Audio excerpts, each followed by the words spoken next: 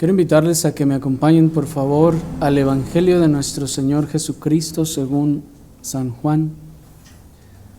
El Evangelio de nuestro Señor Jesucristo según Juan, capítulo 6. Y vamos a leer del versículo 1 al versículo 15. Juan, capítulo 6, versículo 1 al versículo 15. Dice así: Después de esto, Jesús fue al otro lado del mar de Galilea, el de Tiberias, y le seguía gran multitud, porque veían las señales que hacía en los enfermos. Entonces subió Jesús a un monte y se sentó allí con sus discípulos. Y estaba cerca la Pascua, la fiesta de los judíos. Cuando alzó Jesús los ojos y vio que había venido a él gran multitud, dijo a Felipe: ¿De dónde compraremos pan para que coman estos? Pero esto decía para probarle, porque él sabía lo que había de hacer. Felipe le respondió: 200 denarios de pan no bastarían para que cada uno de ellos tomase un poco. Uno de sus discípulos, Andrés, hermano de Simón Pedro, le dijo: Aquí está un muchacho que tiene 5 panes de cebada y 2 pececillos. Mas, ¿qué es esto para tantos? Entonces Jesús dijo: Haced recostar a la gente. Y había mucha hierba en aquel lugar, y se recostaron como en número de 5,000 varones. Tomó Jesús aquellos panes, y habiendo dado gracias, los repartió entre los discípulos, y los discípulos entre los que estaban recostados, asimismo de los peces, cuanto querían. Y cuando se hubieron saciado, dijo a sus discípulos: Recoged los pedazos que sobraron, para que no se pierda nada. Recogieron, pues, y llenaron 12 cestas de pedazos que de los 5 panes de cebada sobraron a los que habían comido. Aquellos hombres entonces, viendo la señal que Jesús había hecho, dijeron: Este verdaderamente es el profeta que había de venir al mundo. Pero entendiendo Jesús que iban a venir para apoderarse de él y hacerle rey, volvió a retirarse al monte él solo. Hasta ahí.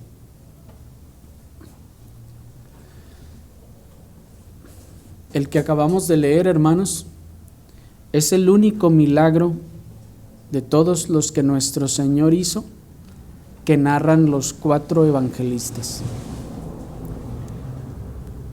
Podríamos pensar que debiera haber más, pero sabemos, hermanos, que ya que Juan,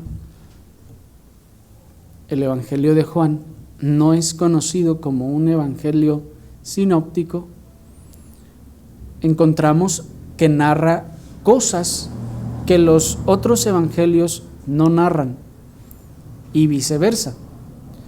Pero de los milagros que nuestro Señor hizo, solamente este milagro está narrado por los 4 evangelistas.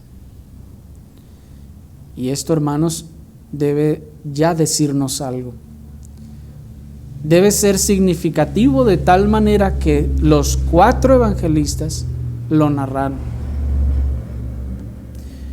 Pues el poder y deidad de nuestro Señor Jesucristo, como vamos a ver, fueron exaltados más evidentemente en la realización de este milagro que probablemente de muchos otros más.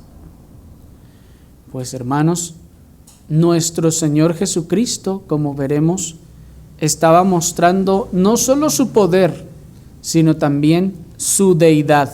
Esto es, que Él era Dios. cuando realizó estas cosas. Pero veamos cómo nuestro Señor Jesucristo se glorifica en la realización de este milagro, del que también fue del que más personas fueron beneficiadas temporalmente, como casi todos los milagros, y fue aproximadamente un total de al menos algunas 10,000 personas. En los demás milagros, nuestro Señor sanó a uno, a dos o a muchos, pero de manera individual. En este milagro, nuestro Señor hizo un despliegue de su gloria y de su poder tal que resultaron beneficiados miles de personas. Y se ha hecho un cálculo que probablemente debieron ser al menos unas 10,000 personas. Pues como leyeron ustedes, nuestro texto dice que fueron 5,000 varones. Alguien ha dicho, bueno, tal vez había la misma cantidad de mujeres y niños, pero ya que no podemos asegurar que todos los varones que estaban allí estaban casados y que todos habían llevado a sus esposas y que cada una había llevado a sus hijos, hermanos, podemos pensar que al menos aproximadamente debieron ser algunas 10,000 personas las que se beneficiaron de este milagro.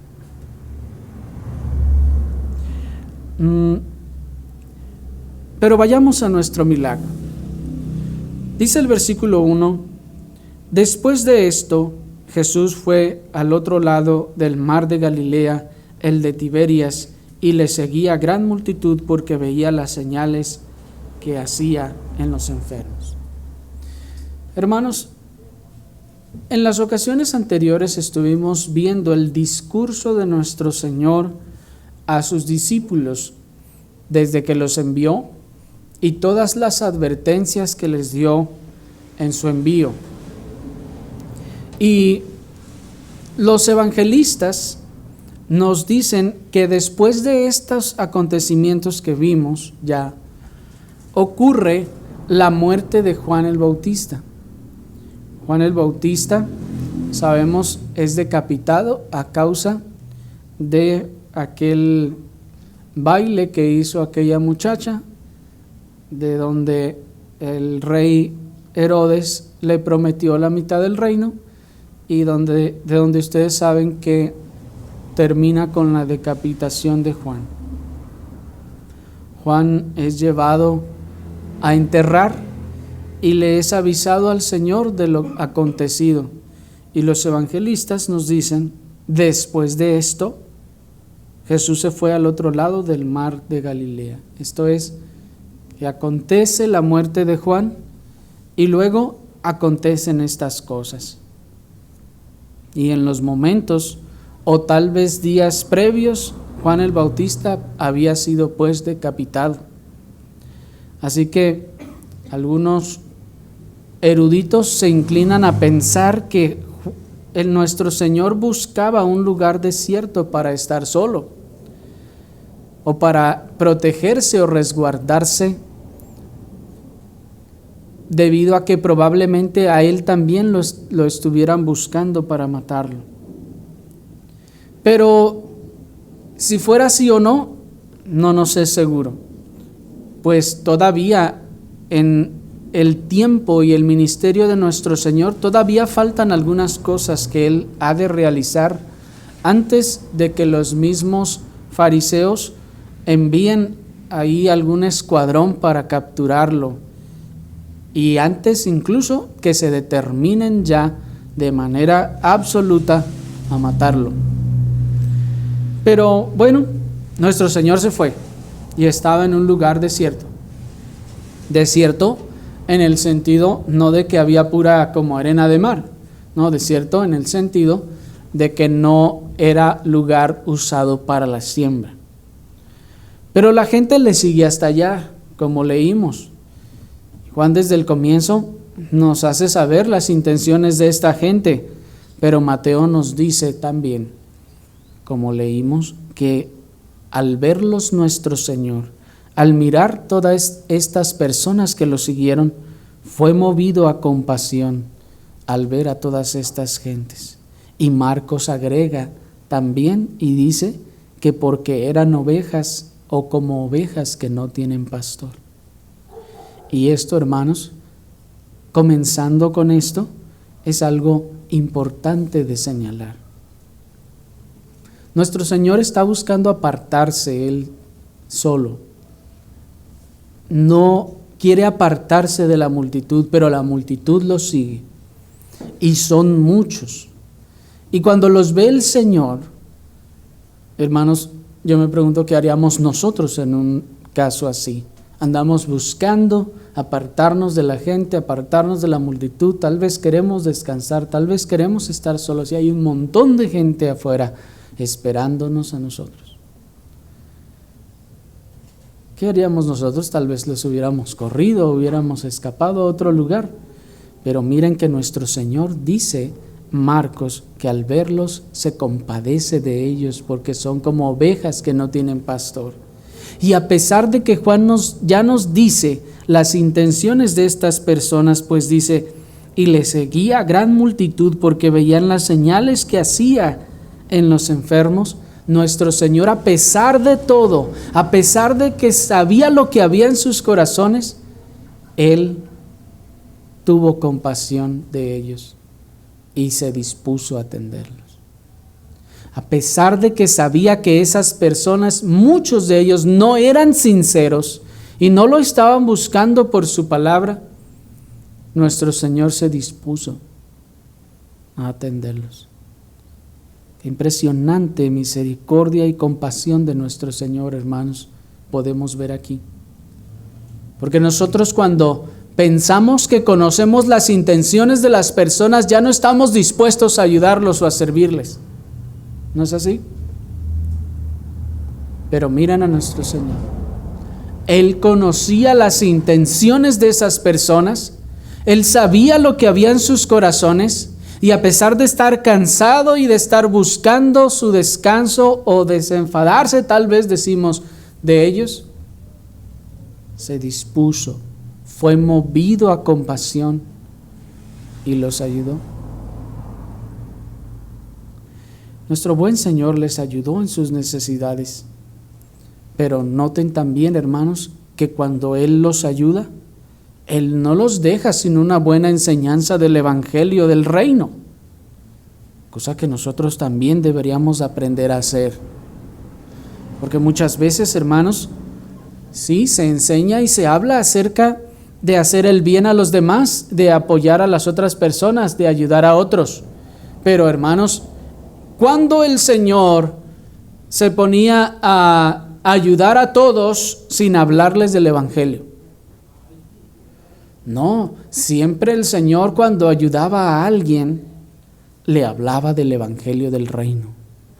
Pues noten ustedes que la razón por la que se les hace tarde no es porque está todo el día sanando personas, sino porque sana a los que están enfermos y a continuación se pone a hablarles del Evangelio. Y nosotros tenemos que aprender también a hacer esto, hermanos, pues muchas veces o en algunas ocasiones nosotros también solemos ayudar a otros. Y qué bueno sería que no solo diéramos una ayuda económica o una ayuda de algún otro tipo, sino que junto con ello nosotros también demos el mensaje del Evangelio del Reino. O como alguien de repente se determinaba a hacer, que cuando iba y le daba a una persona ayuda, de esas personas que están en la calle pidiendo dinero, le regalaba un folleto junto con la ayuda que le estaba dando. Pues hermanos, ¿de qué les servirá esa ayuda temporal que les vamos a dar para la eternidad? No, eso solo les va a calmar tal vez el hambre o la necesidad por un momento, pero su alma igualmente terminará perdida si no le hablamos del Evangelio.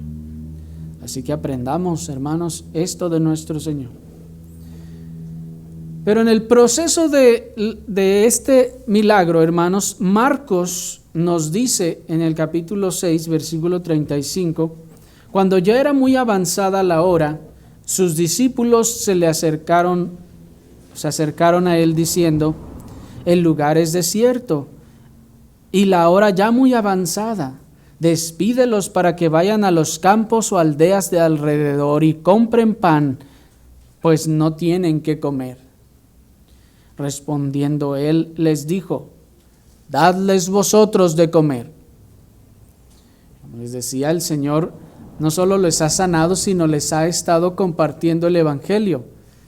De hecho, Juan nos dice que subió a un monte y se sentó ahí con los discípulos, y desde allí, desde ese monte, les predicó a esas personas.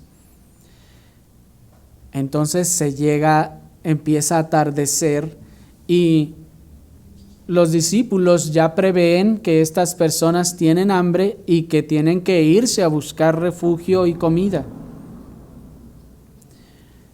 Y miren, hermanos, nuestro Señor Jesucristo tomándose el tiempo para exponer el Evangelio del reino a los que están dispuestos a oírlo.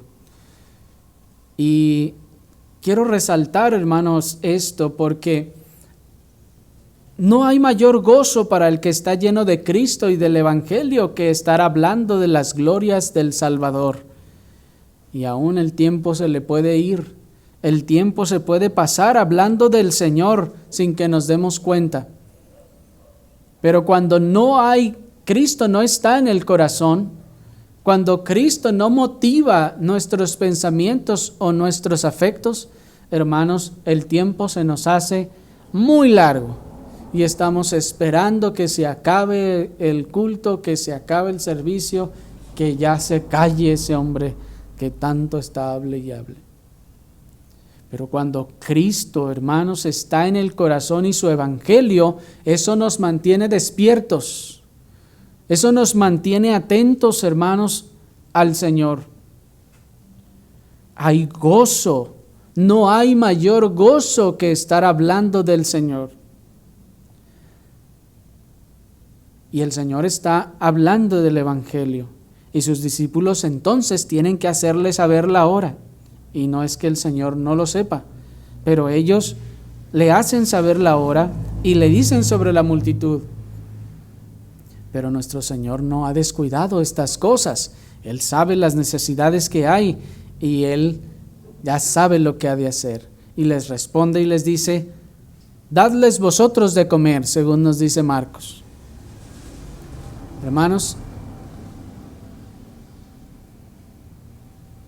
Mateo, Marcos y Lucas nos dicen que nuestro Señor responde: denles ustedes de comer.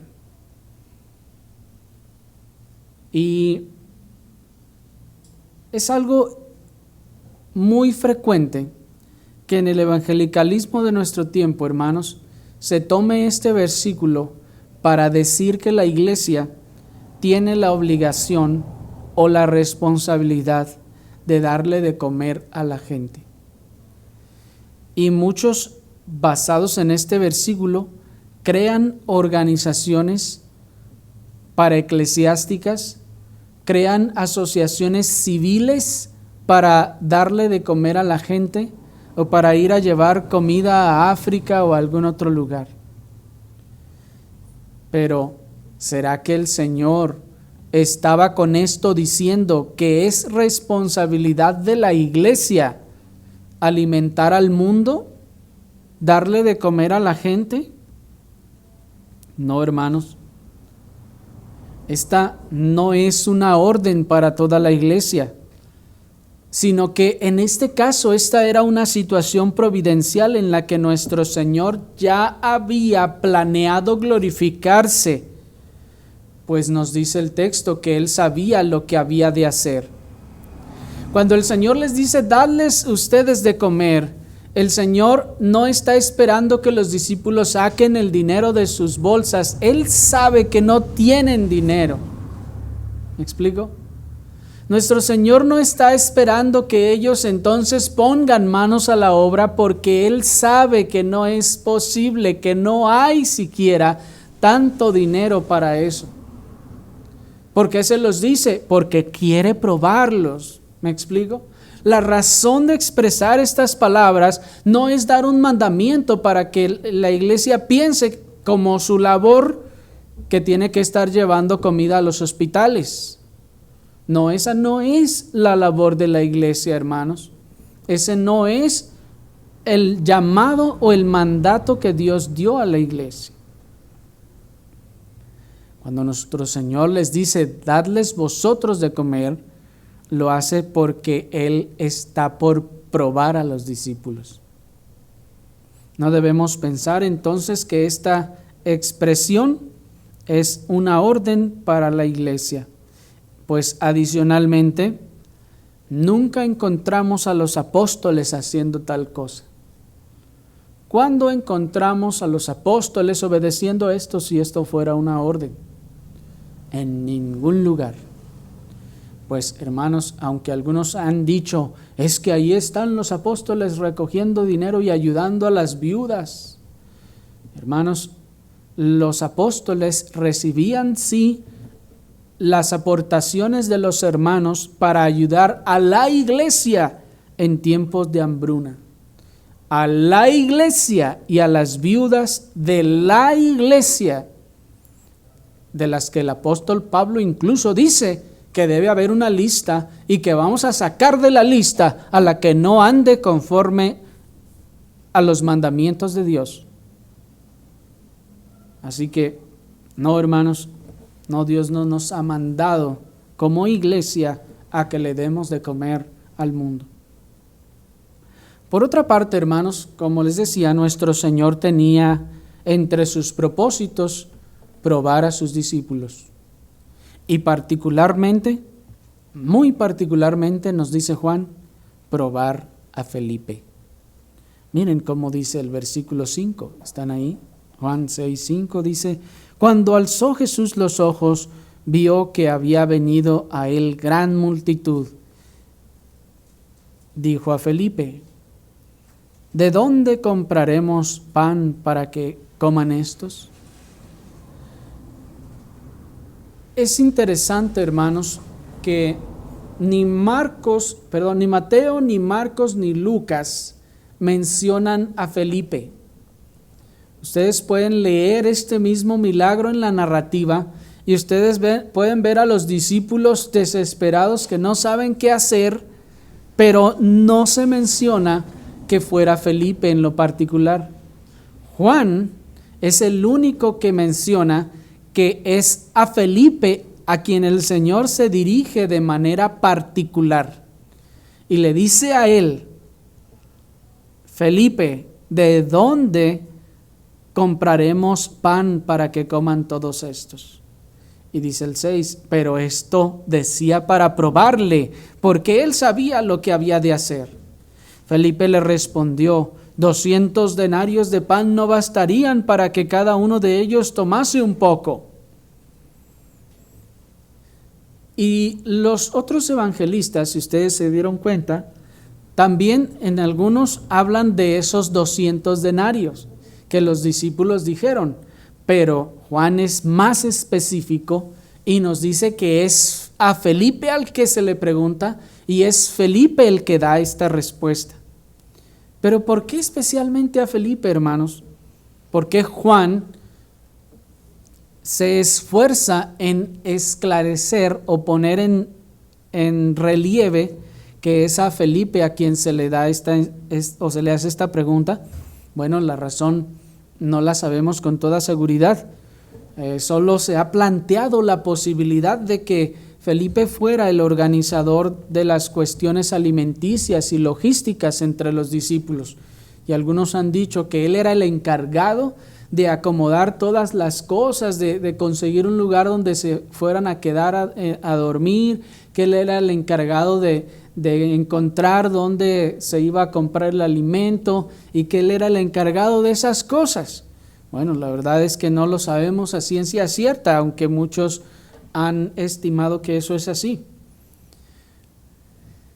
También se ha dicho que Felipe, al ser él de Betsaida, según nos enseña Juan 1:44, y al haber ocurrido este milagro precisamente en Betsaida, según Lucas nos dice, entonces se piensa que probablemente la pregunta es hecha a Felipe debido a que se esperaría que él tuviera una mejor idea de dónde conseguir los alimentos, pues estaban en su tierra.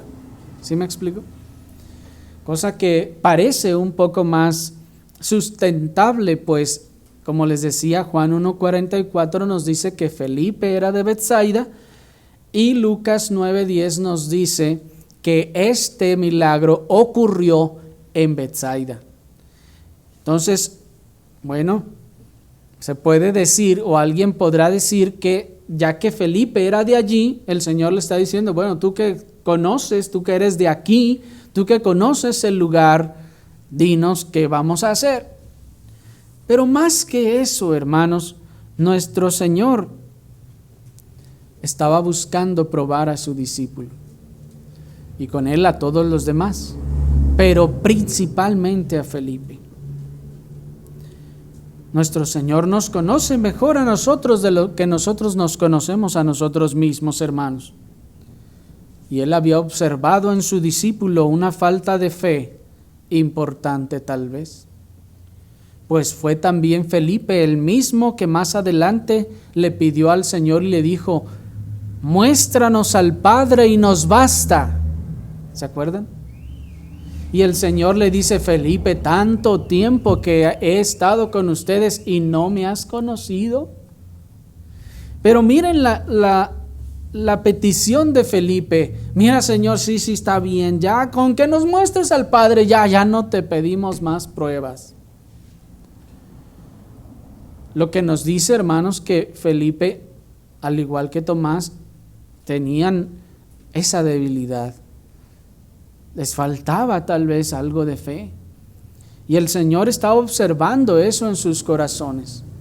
¿Y qué hace el Señor para beneficiar a su discípulo? ¿Qué hace el Señor para ayudar a su discípulo que está carente de fe? Pues lo prueba. Lo prueba, hermanos. Lo mete en prueba. Lo somete a prueba. ¿Por qué lo somete a prueba? Hermanos, a causa de nuestra constitución caída. Miren cómo nuestra constitución caída no nos permite aprender si no es a través de las pruebas. ¿Han oído cómo la gente dice que uno no aprende en cabeza ajena? Y esto se usa para decir que se le explica a alguien y se le dice, mira, no hagas eso. ¿Y qué sucede? No escucha las palabras. Tiene que golpearse con la pared para fin de aprender. Así, hermanos, esto se debe a nuestra condición caída. Se debe a nuestra naturaleza pecaminosa, que se nos enseña con palabras y no entendemos, no aprendemos, hermanos, hasta que no nos encontramos nosotros en dificultades, en aprietos o en pruebas. ¿Por qué nos prueba el Señor? ¿Para obrar en nosotros aquellas cosas? Porque, hermanos, el Señor ya nos ha dicho con su palabra y nosotros seguimos haciendo lo mismo. El Señor ya nos ha enseñado con su palabra lo que debemos hacer y la manera que debemos avanzar con respecto a aquellas cosas en las que nosotros no hemos avanzado y seguimos igual. Entonces, ¿qué tiene que hacer el Señor? Tiene que meternos en aprietos, como a Felipe. Tiene 10,000 gentes delante y el Señor le dice, Felipe, ¿qué vas a hacer para darle de comer a todos esos? Lo metió en una situación realmente, hermanos, difícil. Y el Señor tiene que tratar también así con nosotros, hermanos. Los aprietos son desafortunadamente a causa de nuestra condición, la forma en la que nosotros entendemos y aprendemos, la forma en la que las cosas quedan más sembradas en nuestro corazón y podemos obedecer. Esto no sin que ya se nos haya hablado previamente, ya se nos enseñó, pero nosotros seguimos necios en la misma. ¿Y qué tiene que hacer el Señor? Meternos en dificultades, en aprietos, en pruebas. Esto, dicho sea de paso, hermanos, también nos enseña un principio respecto a nuestros hijos. Cuando no se entiende con palabras, hay que meterlos en aprietos. Pues a veces solo así se aprende. Pero Felipe le responde como responderíamos, hermanos, yo creo que todos nosotros. ¿Cómo responde? Mirando al bolsillo, mirando a sus propias fuerzas, cuando tenía delante de él al Dios mismo todopoderoso. Miren el versículo 7. Felipe le respondió: 200 denarios de pan no bastarían para que cada uno de ellos tomase un poco. No acababa el Señor de sanar varios de los enfermos, de hecho dice todos los enfermos que había entre esa multitud. Y el Señor le dice: Felipe, a ver qué vamos a hacer. Y Felipe, ¿a dónde se va su mente y a dónde se van sus pensamientos cuando el Señor le prueba de esta forma? A su bolsillo, a su fuerza. ¿No nos parecemos nosotros a Felipe, hermanos? Cuando nuestro Señor nos pone en aprietos, nosotros hacemos lo mismo. Cuando nos encontramos en dificultades, lo primero que volteamos a ver es la cartera, si me va a ajustar o no. Lo primero que volteamos a ver es a nuestra fuerza. Estamos en apuros y lo primero, o casi lo único que se nos ocurre, es mirar a nuestro conejo. ¿Sí o no? A nuestro brazo. Lo primero que se nos ocurre es poner la vista en nuestra cartera y recurrir al hombre antes que a Dios. Y hermanos, aquí Felipe no era el único falto de fe. Aquí ya vemos muchos, igual o peor que Felipe. Felipe se encuentra en esa necesidad y lo primero que piensa es: no tengo fuerzas para eso. Oh, sí, claro, no hay fuerzas para eso. Pero el Señor no está preguntando por que tengamos fuerzas, sino por si tenemos fe. ¿Sí me explico?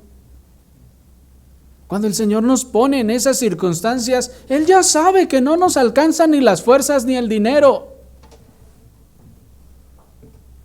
Pero nos pone en esas circunstancias porque es necesario, hermanos, que nosotros aprendamos fe. Es necesario que nosotros dejemos de confiar en nuestro bolsillo. Porque es necesario que nosotros dejemos de pensar en el hombre que me va a sacar de las dificultades, en mi propio brazo, en mi propia fuerza, y no en Dios. Felipe tenía enfrente de sí mismo al que había hecho tantos milagros hasta ahora. ¿Cuántos milagros llevamos, hermanos? Montón de milagros. Y lo tenía ahí enfrente. Cuando probablemente pudo haber dicho: Señor, no sé, tú lo sabes, tú puedes hacer lo que tú quieras. ¿Qué hizo? Lo mismo que usted y yo. Lo mismo que hacemos nosotros.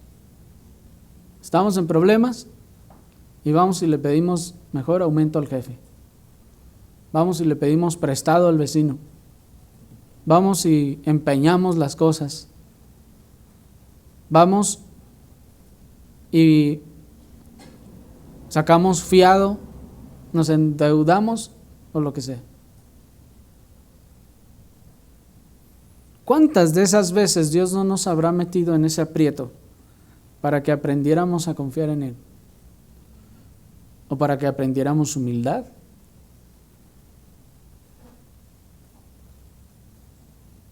Y teniendo ahí enfrente, y diciendo que somos cristianos, teniendo frente a nosotros al Dios que todo lo puede, corremos primero con el vecino. Buscamos primero al hombre antes que a Dios. ¿No es así? Teniendo a Cristo enfrente, casi diciendo, Señor, a ver, hazte un lado porque déjame ver, a ver, ¿de dónde voy a sacar para salir de esta situación? ¿Me explico?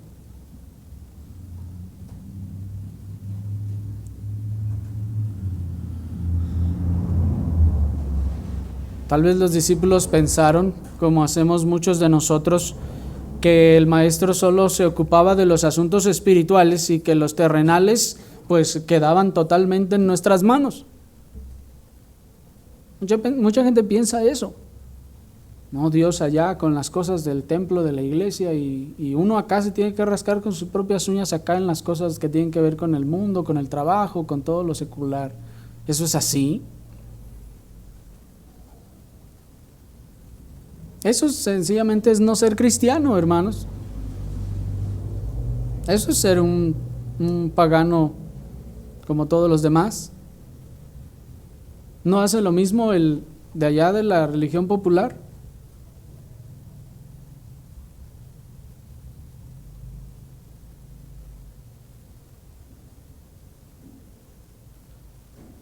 Pero nuestro Señor Jesucristo, hermanos, está a punto de demostrarles a sus discípulos y a todos nosotros que Él es Dios de los montes y de los valles, que Él es Dios de toda la creación, que Él es Dios en el trabajo y en la escuela, que Él es Dios en la casa y en la iglesia, que Él es Dios en todas partes y tiene poder y control en todas las áreas de su vida, en todos los lugares donde usted esté, porque usted piensa que Dios no tiene control sobre su jefe, pero sí lo tiene.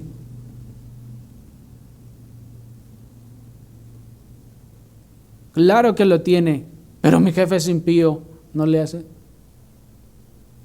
Dios tiene control.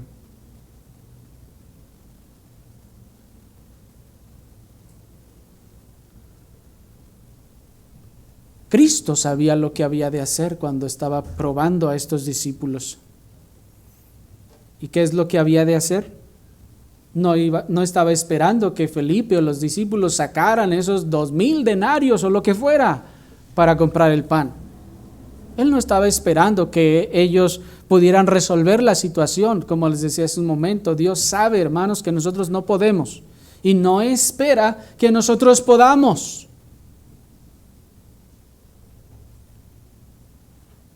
Grábense bien eso, hermanos. Dios no espera que nosotros podamos, Dios espera que nosotros tengamos fe y actuemos en base a eso.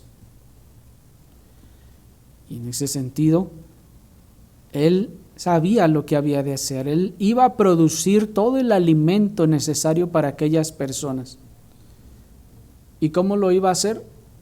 Bueno, con su poder. Dice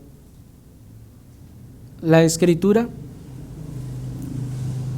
miren ahí en el versículo 8. Uno de sus discípulos, Andrés, hermano de Simón Pedro, le dijo: aquí está un muchacho que tiene 5 panes de cebada y 2 pececillos. Mas, ¿qué es esto para tantos? Bueno, aquí ya hay un avance, pero de todos modos, alguien que está confiando en los 5 panes y en los 3 pececillos. O 2, perdón, los 2 pececillos. Entonces Jesús dijo: haced recostar a la gente. Y había mucha hierba en aquel lugar, y se recostaron como en número de 5,000 varones. Y tomó Jesús aquellos panes, y habiendo dado gracias, los repartió entre los discípulos, y los discípulos entre los que estaban recostados, asimismo de los peces, cuanto querían. Hasta ahí. Miren, hermanos, nuestro Dios puede crear de manera o de modo ex nihilo. La palabra ex nihilo significa de la nada. Dios puede crear lo que sea de la nada. Pero para esta economía terrenal, Dios escogió usar medios. Así Cristo pudo crear cada pan y cada pez de los que se repartieron, crearlos de la nada. Pero en esta ocasión, Él escogió recibir la ofrenda de un corazón dispuesto y multiplicarla. Pues allí había un muchacho al que tengan por seguro que no le arrebataron los panes y los peces, sino que al darse cuenta de la necesidad, él dijo: pues aquí miren, yo traigo esto, se los doy, ¿les sirve de algo? ¿Me explico? Ahora, Dios no solo, Dios había podido crear, como les decía, crear todas esas cosas y dárselas. Pero Dios, hermanos, escogió poner en el corazón de ese muchacho, llevarlo entre la multitud y que ofreciera esos panes y esos peces. ¿Por qué fueron 5 panes y no 3? ¿O no fueron 7 o más? ¿Por qué fueron específicamente 5? La verdad es que no lo sabemos. Y ponernos a buscar interpretaciones a estos detalles, como ya veíamos en otras ocasiones, a las parábolas y a estas cosas, hermanos, no nos puede llevar a buenos lugares. Solo se nos dice que fueron 5 panes. Lo único que podemos dilucidar de ello es que esa cifra de 5 panes arroja una referencia al impresionante volumen de la multiplicación de los panes. ¿Cuántos hombres había? ¿Cuántos varones había? 5,000. ¿Y cuántos panes había? 5. De donde entonces, hermanos, podemos nosotros pensar o inferir que esos 5 panes se multiplicaron por 1,000. ¿Sí me explico? Alguien podrá decir: bueno, pero es que los panes de aquel entonces eran de este tamaño y del otro, que aquí, que allá. Hermanos, por grandes que hubieran sido y que hubiera podido comer al menos un pan cada 2 personas, estamos hablando de que esos panes se multiplicaron 1,000 veces. 1,000 veces. ¿Cuánto tiempo tan solo les lleva a ustedes contar hasta 1,000? 1,000 veces. Imaginen sacar de una cesta 1,000 veces un tamal.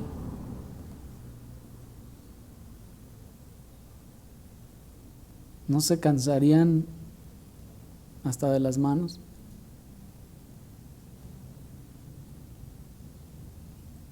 Mientras tanto, con relación a los peces, hermanos, imaginen, eran 2 peces para 5,000.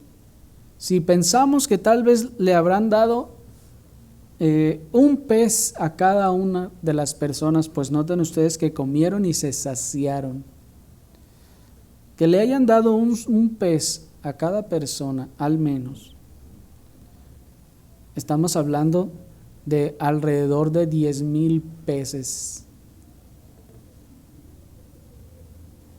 ¿Se imaginan, hermanos? 10,000 peces reunidos, yo creo que no los vemos ni en el mercado del mar.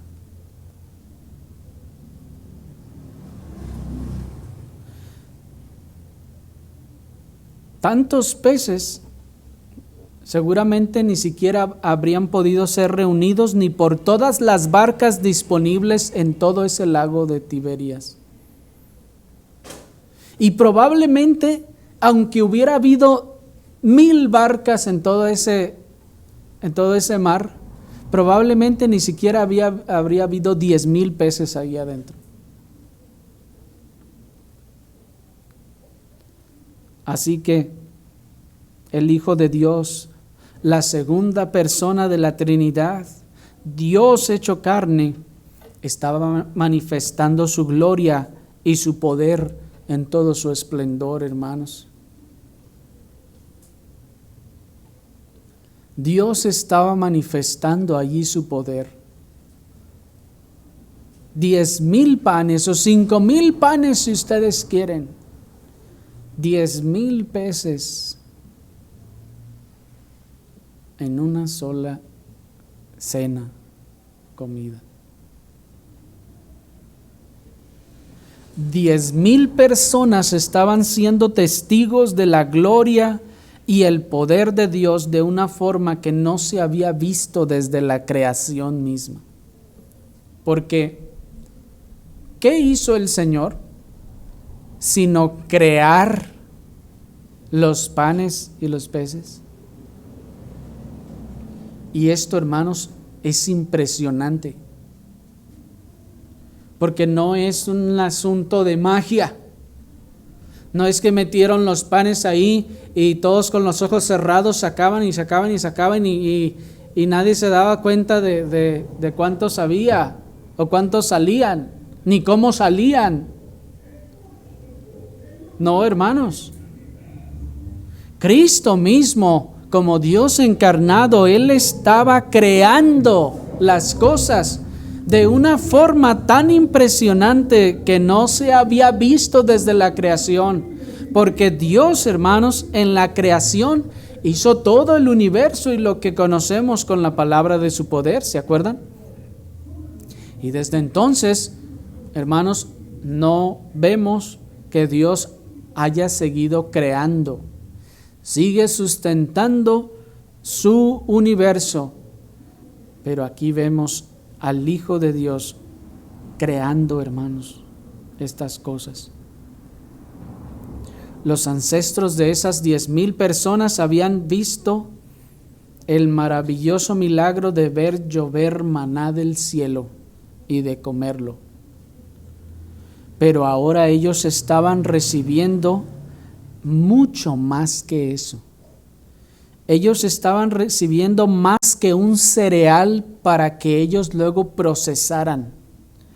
Ellos estaban recibiendo pan horneado, literalmente, y seres vivos para comer, literalmente. Y de una sola fuente.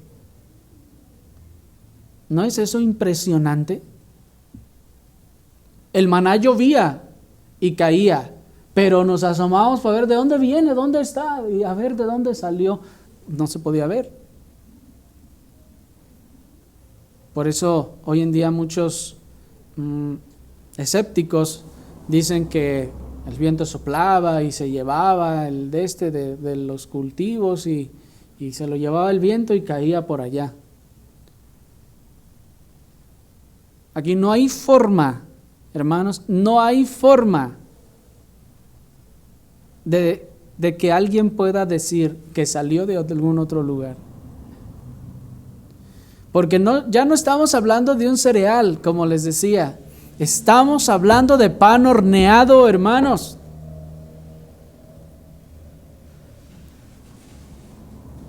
¿Quién lo horneó? ¿Cómo lo horneó? ¿Cuánto tiempo le llevó? El Señor estaba creando ese pan con las características del anterior. Y no solo eso, sino seres vivos. Ya estaban muertos, bueno, había que comérselo muerto. Pero estamos hablando de seres vivos, hermanos, de animales. Ya no estamos hablando de plantas, objetos inanimados, seres vivos que estaba el Señor creando para alimento de todas esas personas. Y eso es impresionante.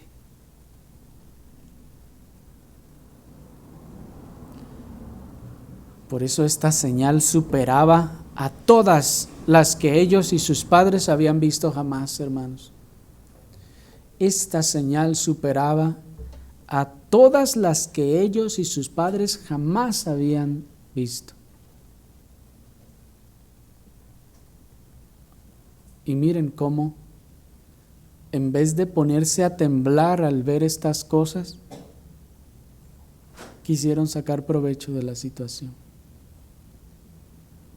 Estaban viendo al Dios Todopoderoso creando,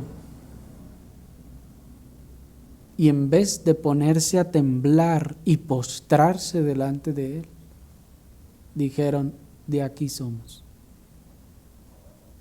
Pero ahorita vamos a ver cómo trataron de tomar provecho. Pero, como decíamos, nuestro Señor quiso valerse de medios, pues, para manifestar su poder. Y tomó aquella pequeña pero solícita ofrenda para, haciendo uso de ella, hacer su milagro. En este caso, Dios no estaba creando probablemente ex nihilo, estaba creando a partir de los panes que ya había. ¿Cómo lo hizo, hermanos? Con su poder creador. Él formó al hombre del polvo de la tierra, y así tomó lodo, hizo lodo y lo untó en los ojos de aquel ciego que había nacido ciego y vio. Así Él estaba haciendo también con los panes. Dios decidió tomar la ofrenda de ese muchacho y a través de ella manifestar su poder. Y esto es importante, hermanos. Esto es importante a considerar, porque ustedes pueden pensar que ustedes no tienen nada para servir a Dios. Ustedes pueden pensar que ustedes no cuentan con ninguna cosa que le pueda ser útil a Dios o a su reino. Pero deben saber que ustedes están dejando pasar por alto que están tratando con el Dios Todopoderoso, que puede tomar un pan y multiplicarlo 1000 veces, o un pez y multiplicarlo 1000 veces. No están tomando en cuenta que ustedes están tratando con el Dios Todopoderoso, que puede tomar un simple palo y hacer con él grandes maravillas. ¿No hizo eso con Moisés? Cuando el Señor llamó a Moisés, Moisés le dijo: pero Señor, mira, yo soy tartamudo, manda a alguien más, yo no quiero ir. ¿Por qué yo? Mira, hay otros mejores que yo no tengo nada que te pueda servir. ¿Yo en qué te voy a poder servir, Señor? No, yo no sirvo para nada. Mira, yo no sé hacer nada, ¿yo en qué te voy a poder ser útil? Y dijo el Señor: ¿qué tienes en tu mano? Pues nada, te estoy diciendo que no tengo nada. ¿Pero qué tienes en tu mano? Más un palo. Pues con ese palo yo voy a hacer lo que yo he querido hacer. Y eso es importante, hermanos. Eso es muy importante, porque el Señor, nosotros podemos despreciar lo que tenemos o pensar que no le sirve al Señor. Pues es que no sé hacer nada, no sé ni en qué ayudar a la iglesia porque no sé hacer nada. O sí sabe hacer algo, pero que usted piense que sea un palo inservible, eso es otra cosa. Y que usted no esté tomando en cuenta que es un Dios todopoderoso al que se está sirviendo, eso es otra cosa. Pero Dios puede tomar ese palo inservible y hacer con él grandes maravillas, abrir el mar rojo incluso.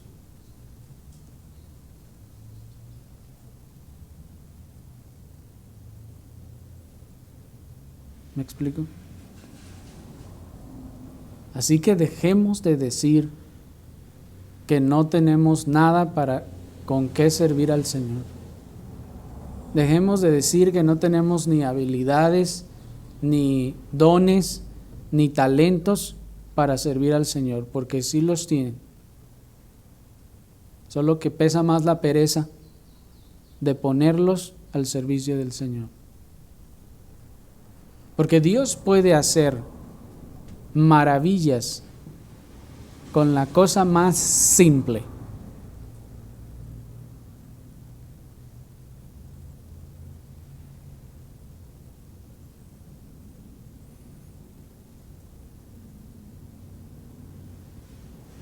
Así que usted puede pensar que lo que tiene no le puede servir de nada a Dios y a su reino. Pero está olvidando que está tratando con el Dios Todopoderoso. Así que, hermano mío, hermana mía, ¿qué tienes en tu mano? Pues con eso puedes servir al Señor.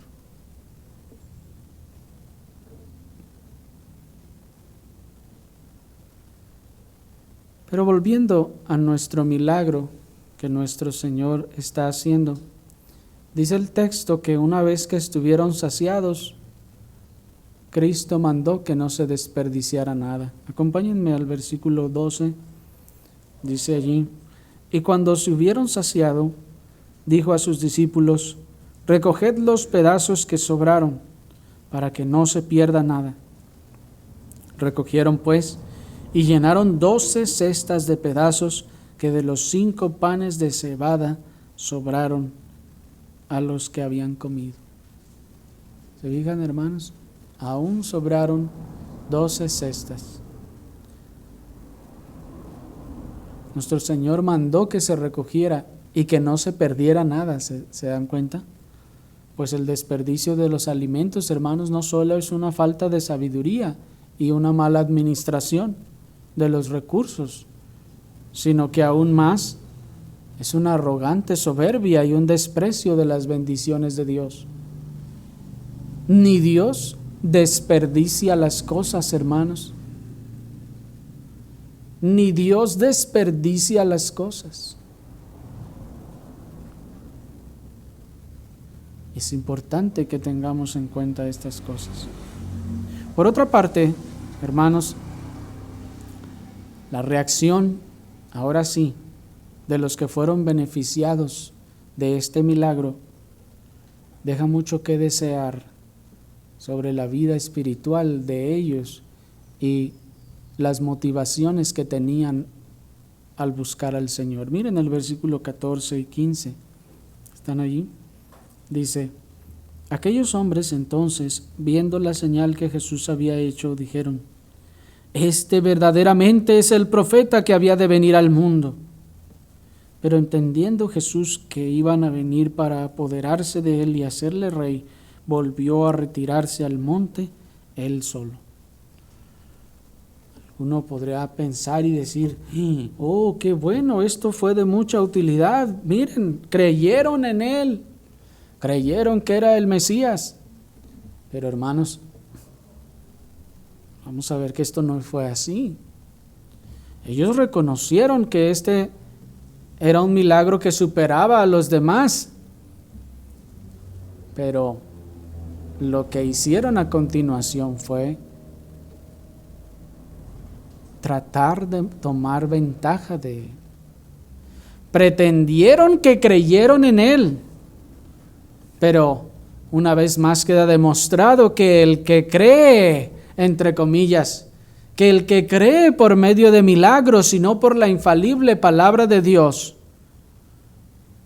tan solo experimenta una convicción humana El que cree por medio de milagros y no por medio de la palabra de Dios tan solo experimenta una convicción humana, terrenal, convenenciera y temporal. ¿Por qué creen que en los lugares de donde el Señor nos sacó, hermanos, se decía mucho, ¿y dónde está el hermano fulano? No, pues ya se regresó al mundial. ¿Se acuerdan que así decían? ¿Y por qué se regresó al mundial? Sí, andaba brinque y salte y a grite y grite y cuánta cosa. Y era según hasta más celoso y fervoroso que nosotros.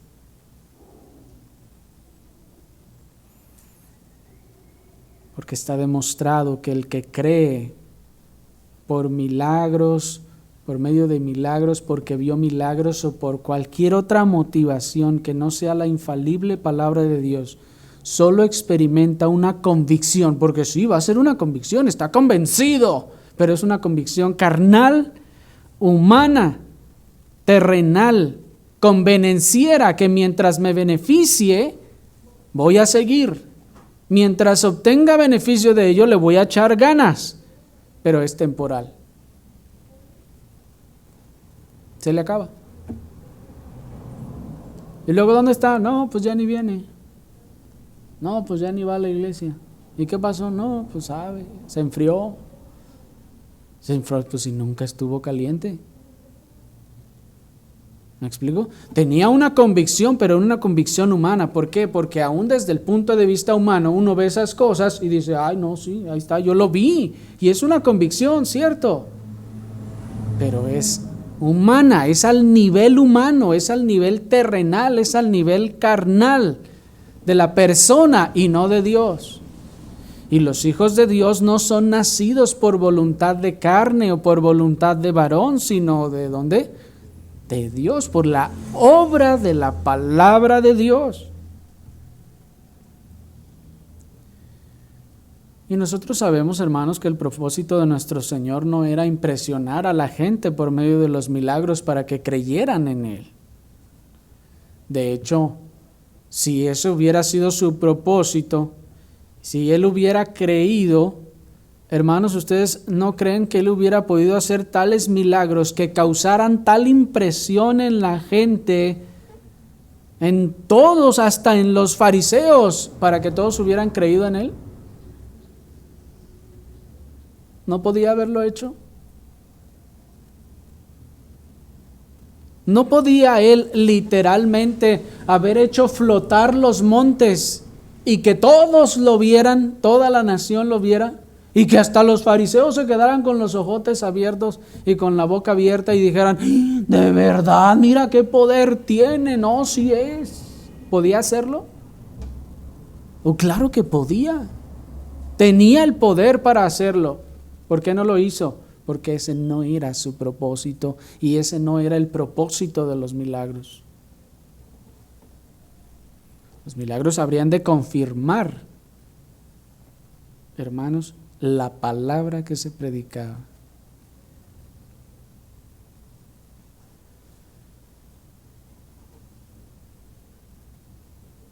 Y veamos pues el efecto embriagador de los milagros, que al ver ellos estas cosas se sienten motivados, se sienten entusiasmados y dicen, no, sí es. Pero en vez de temblar ante las maravillosas maravillas, esas asombrosas maravillas que jamás habían visto, reconociendo la deidad y la majestad de Cristo, más bien pensaron y dijeron, no hombre, si lo hacemos rey, entonces no, pues ya lo hicimos. Va a ir y va a vencer a los romanos y nos vamos a librar de todo esto. ¿Me explico?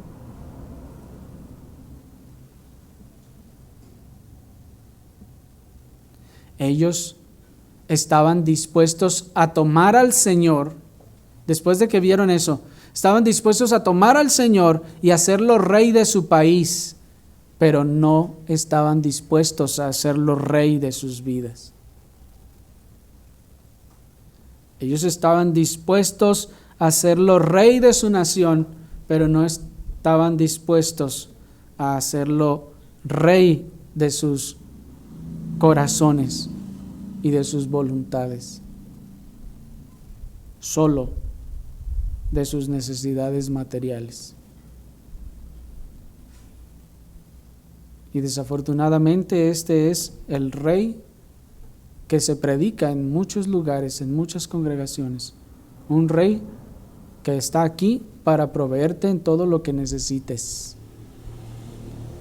Y que no te preocupes, no se va a meter contigo ni con tu vida, ni con tus cosas, ni te va a quitar cosas. Porque mucha gente dice, no, es que yo no quiero ir a la iglesia porque allá te quitan esto, te quitan lo otro y te quitan más para allá.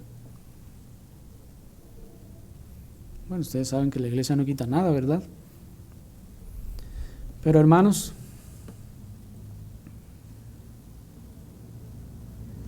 y por último quiero decirles que también es interesante que de los 4 evangelistas que narran este milagro, como les decía al principio, Juan es el único que agrega este detalle de que querían hacerlo rey. Ustedes pueden leer Mateo, Marcos y Lucas y ellos no expresan que lo querían hacer rey. Pero Juan sí agrega este detalle y también agrega que todo esto ocurrió cerca de la fiesta de la Pascua de los judíos. ¿Se fijaron en el versículo 4? Juan también es el único que agrega que esto ocurrió cerca de la Pascua de los judíos.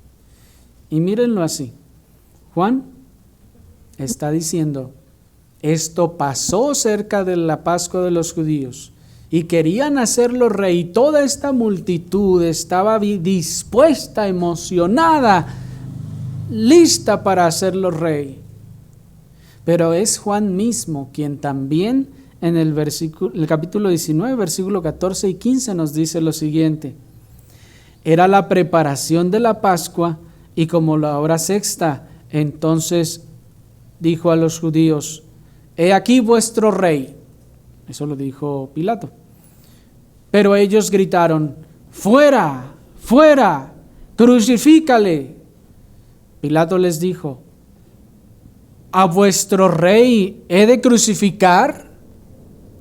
Respondieron los principales sacerdotes, no tenemos más rey que César. Y hermanos, qué cosa tan interesante, que Juan se ocupa de expresar que estas cosas, ambos sucesos, ocurrieron precisamente en torno de la fiesta de la Pascua. Antes de la fiesta de la Pascua estaba toda esta multitud de 10,000 gentes queriendo hacerlo rey. Y a la siguiente Pascua estaba esa misma multitud, es decir, de ese mismo pueblo de los judíos, gritando, crucifícale, mientras Pilato les dice, ¿a vuestro rey? ¿No que querían hacerlo rey? Y responden y dicen, no tenemos más rey que César. Qué impresionante, hermanos. Es eso.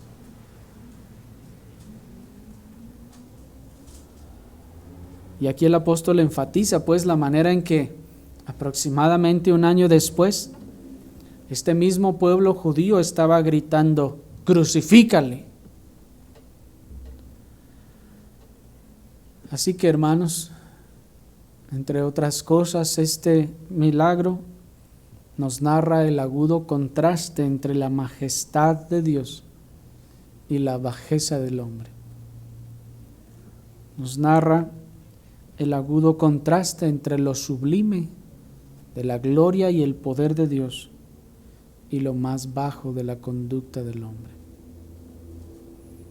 El Señor nos conceda, hermanos, que aprendamos de estas cosas para tener fe, para poner nuestros 2 panes o medio pan que usted tenga a disposición del Señor, para que Él haga lo que Él quiera hacer con eso y se glorifique y su pueblo sea bendecido. Oremos, hermanos, al Señor.